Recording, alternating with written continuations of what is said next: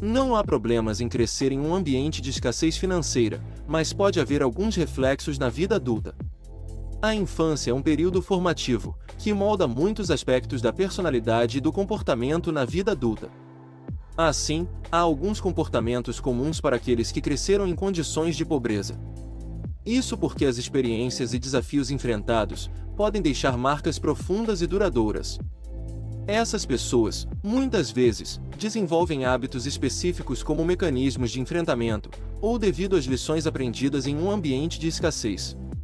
Portanto, compreender esses comportamentos é importante para criar empatia e promover um suporte adequado.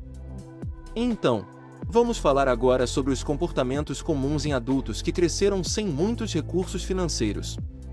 Lembrando que há muito o que aprender com eles. Comportamentos típicos de quem viveu a infância na pobreza. Você deve estar se perguntando, qual é a importância de conhecer esses comportamentos? Considerando que as finanças são parte importante das nossas vidas, há lições que podemos aprender tanto com os mais ricos, quanto com os mais pobres. Portanto, confira a seguir alguns comportamentos. Medo de desperdício. Pessoas que cresceram sem muitos recursos financeiros tendem a evitar qualquer tipo de desperdício.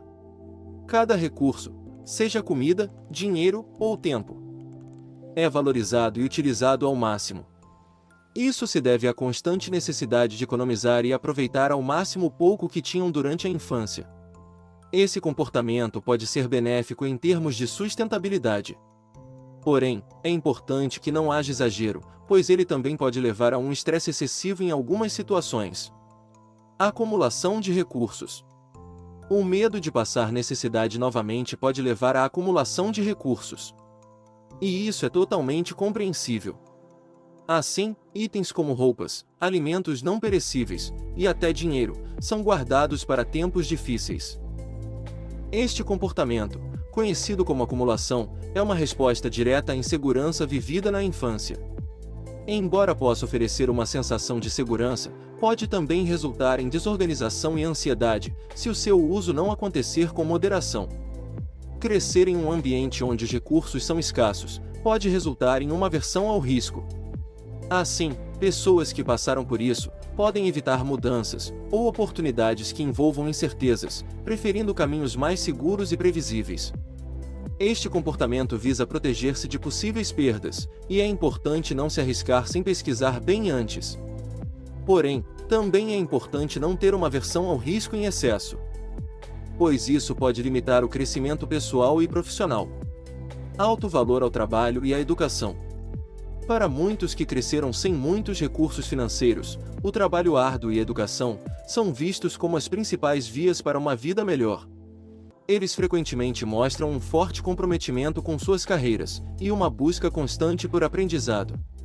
Esse comportamento é impulsionado pela crença de que esses elementos são essenciais para escapar das limitações econômicas que enfrentaram na infância.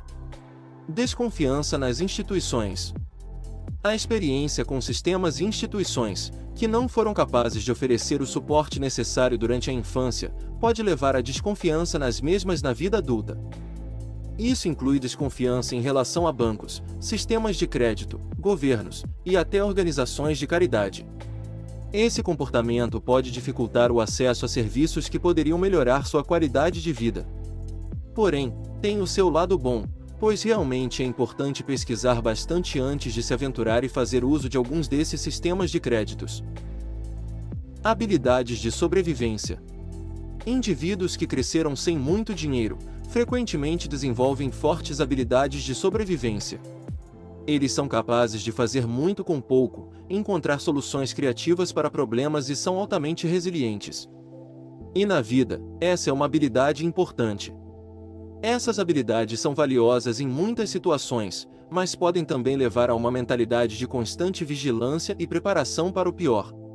Generosidade com outros em situação de necessidade. Tendo experimentado a falta, muitos adultos que cresceram pobres demonstram uma grande generosidade com aqueles que estão em situação de necessidade.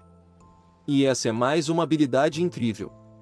Assim, eles estão dispostos a ajudar familiares, amigos e até desconhecidos que passam por dificuldades, refletindo empatia e solidariedade adquiridas através de suas próprias experiências. Quanto você precisa investir para ganhar R$ 1.000 por mês? E para ter R$ 10.000 de renda mensal, quanto você precisa investir? Aprender a fazer esse cálculo ajuda a planejar seus objetivos financeiros. Confira neste vídeo passo a passo. Como saber quanto investir para ter determinada renda mensal? Para entender a lógica desse cálculo, vamos falar de renda fixa. Para começar, lembro para vocês que o mercado rentabiliza os investimentos considerando os dias úteis. Ou seja, quem investe tem rendimentos 252 dias por ano, ou 22 dias por mês.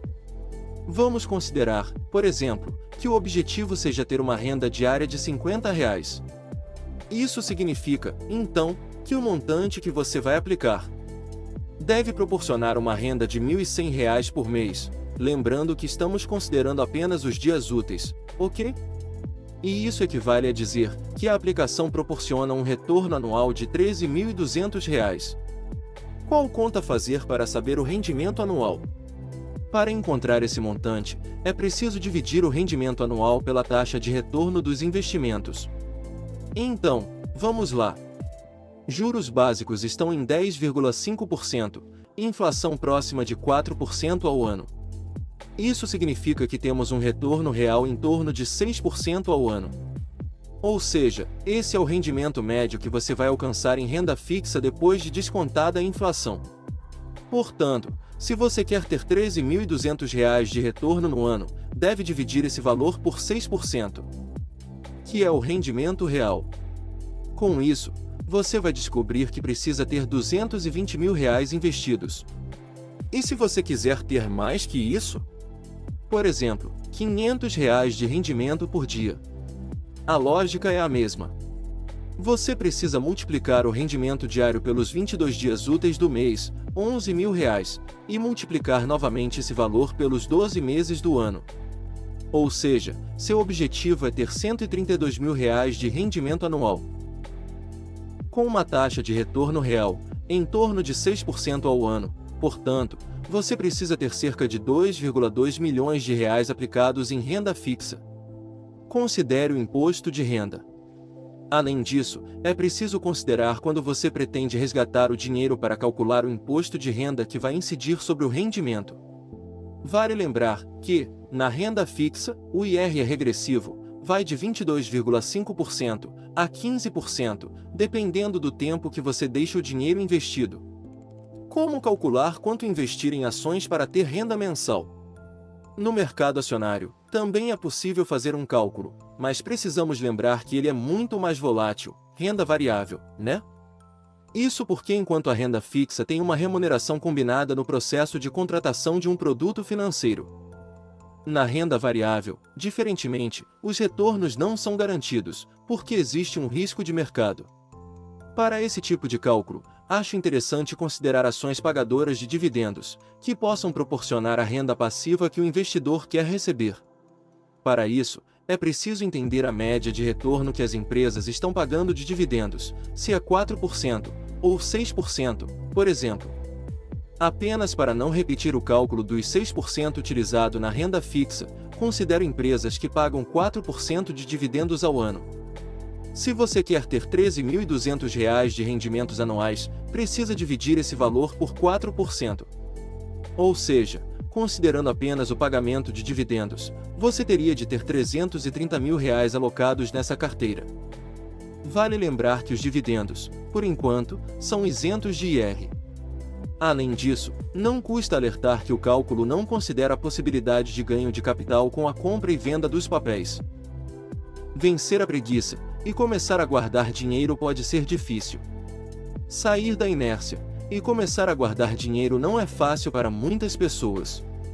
Porém, existem alguns hábitos que podem ajudar a vencer a preguiça e conseguir separar aquele dinheiro todo mês para começar a investir. Ter um objetivo em mente dá significado ao ato de guardar dinheiro, que deixa de ser um comportamento para virar uma meta tangível. Se você tem um objetivo, dê um nome a ele e inclua na sua conta, se for possível, ou escreva sobre ele em forma de um lembrete na porta da geladeira. Uma imagem que o represente com um gráfico que vai mostrando que você está chegando mais perto dele. Tudo isso realmente ajuda.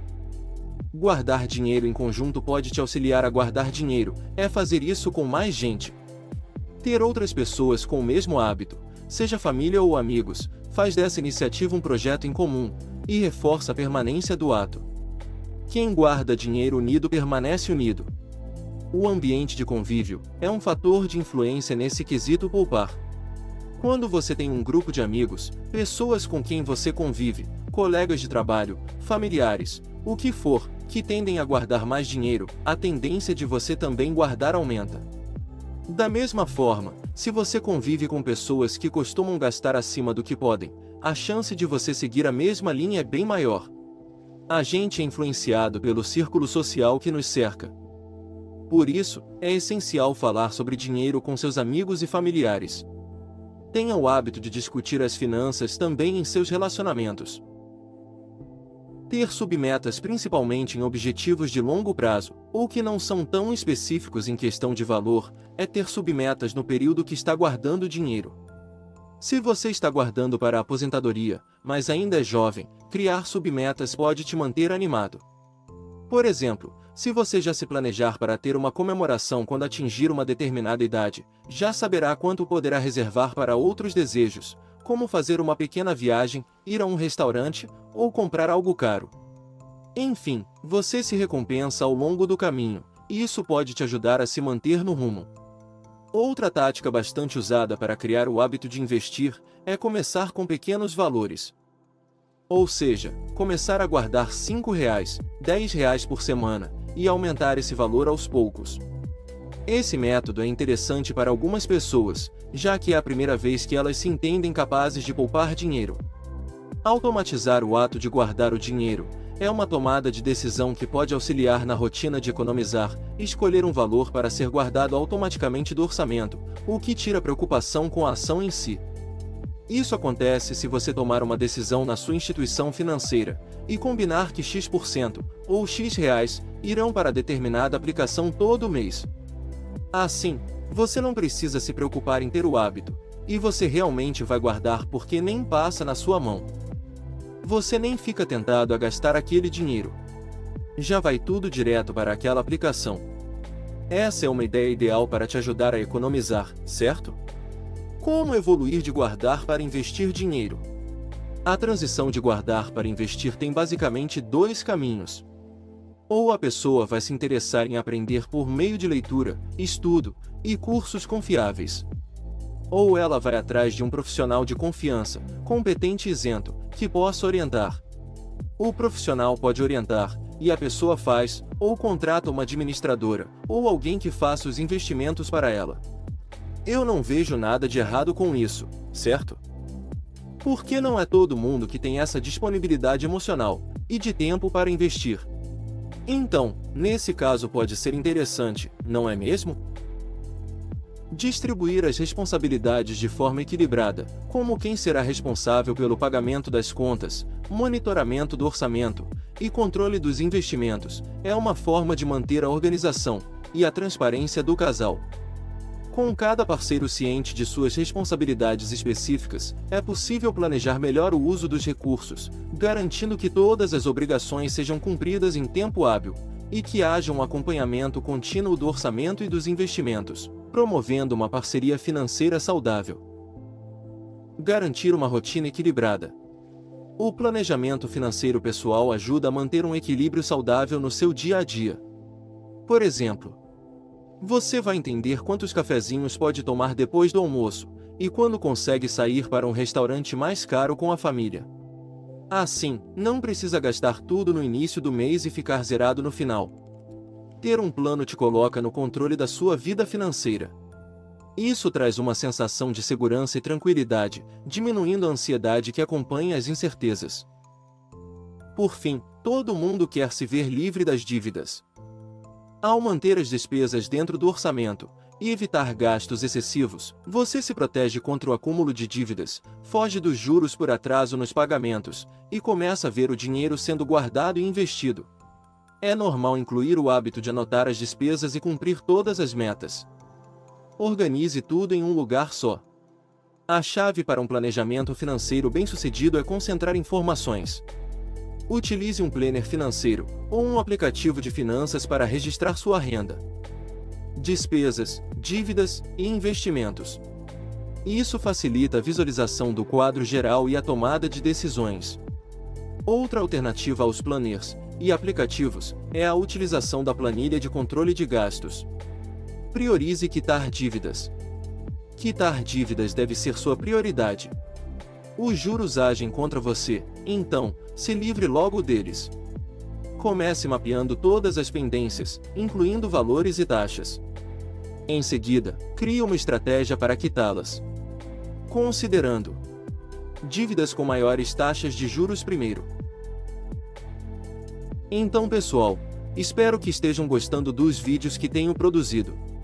Gostaria de lembrar que meu canal é movido por seu apoio e feedback, por isso preciso do seu apoio para sempre trazer conteúdos sobre educação financeira. Se você ainda não está inscrito em meu canal, peço que se inscreva por gentileza, e ative as notificações para não perder nenhum vídeo novo. Deixe o like, seu comentário e compartilha. Isso vai ajudar muito a entender melhor o que vocês gostam, e melhorar ainda mais o conteúdo que produzo. Com a sua ajuda poderei continuar produzindo vídeos, e trazendo mais dicas para vocês. Com isso dito, até a próxima!